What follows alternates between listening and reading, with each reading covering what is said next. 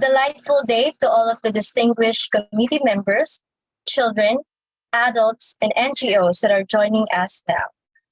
I am Ericka, 18 years old, a former project team member of the Children Talk to Children about the UNCRC. It is a coalition of child-led organizations supported by Save the Children, wherein we monitor the CRC, developed the Filipino Children's Report, and conducted island-wide consultation. I am also a youth leader of VIDES Philippines. Last 2019, I was given a chance to speak about justice for children, children and justice at the 30th celebration of UNCRC and UN Geneva. But today, I will be talking about a topic that is not new for us, but at the same time, not significantly recognized as a form of violence because of its prevalence in many settings. The issue gradually increased due to the COVID-19 pandemic and the effect of simultaneous lockdowns and parents' income loss. This is the issue of corporal punishment. And since I started advocating at the age of 12, this is the first issue that I have learned, and thus, the popular topic in every consultation that I have attended. It is something that almost all of the children and youth participants can relate to. Further discussions unveil the traumas children experience because of it. This made me even more attached to the topic, that even though in school-related researches and theses, I tried to introduce this topic to my classmates and teachers. At first, they did not saw it as a problem, maybe because they think that they are still alive and can go to school, even though they have been spanked. Unfortunately, that is not the case for everyone. Based on the Filipino Children's Report, corporal punishment causes depression, low self-esteem, rebellion, and physical and emotional damage to children. Children that experience this kind of punishment deemed to experience various emotions such as shamefulness, sadness, and suicidal thoughts.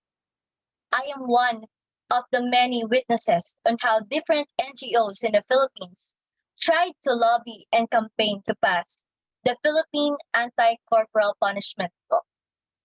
It has not been an easy road, and it took many years to see the bill progress in the House and Senate. And when it finally moved up, it was vetoed.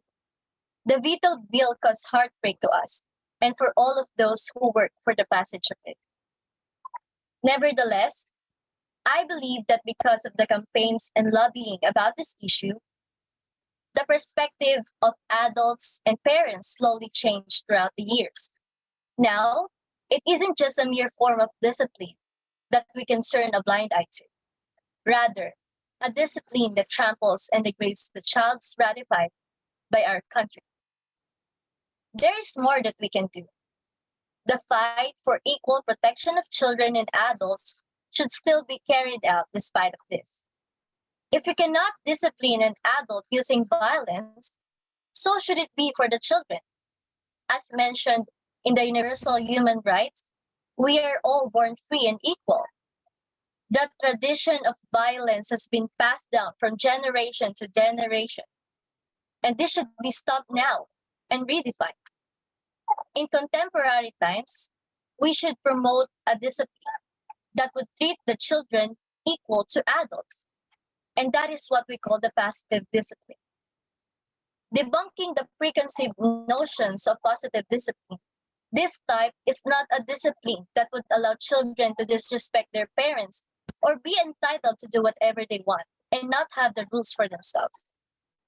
That's not the positive discipline all about. It is a way that would help children understand where they went wrong without hitting them. And lastly, we ask our government officials and legislators to pass a law prohibiting corporal punishment and promoting positive discipline.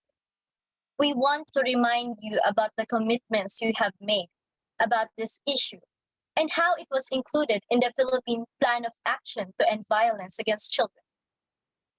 If we all aim to the popularization of positive discipline, we will destroy the long existing value of corporal punishment and the perspective that you are raising a spoiled brat if you don't hit your kid. Accurate information and support from both government, NGOs, and parents are needed to carry out this dilemma and end all forms of violence against children. That would be all. Thank you and good day to everyone.